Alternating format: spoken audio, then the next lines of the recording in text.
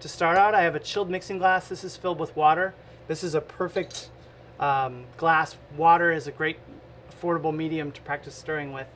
The idea behind stirring is you want to take the back of your spoon and you want to orbit it around the outside of the glass. So you're essentially going to balance this back part of the spoon against the glass the entire time. This is done by a simple motion of twisting my fingers essentially, and it's not wrist at all, it's all in the way that I move my two fingers.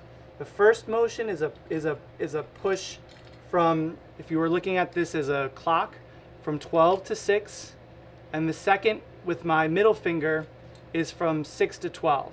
So index finger 12 to 6, middle finger 6 to 12. That's the simple way to describe it. Eventually, it gets a little bit more integrated to not a 12 and 6. When you're stirring, whether your spoon is up high, which I don't think is the best, or all the way down below, the idea is to move the ice fluidly, even quickly, but you're not making any noise.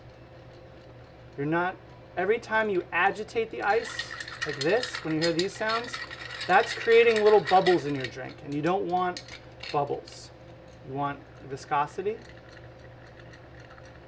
So that being said, that's what I'm going to do when I actually get into mixing my martini. I'm going to fill the mixing glass with ice. You always want to keep your glass almost completely full.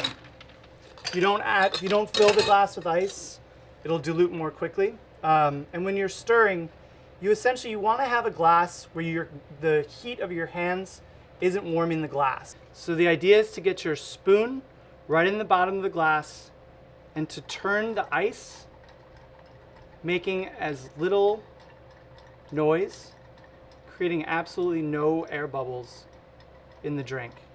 You can stir fast, you can stir slow. The idea is to get the proper chill and the proper dilution.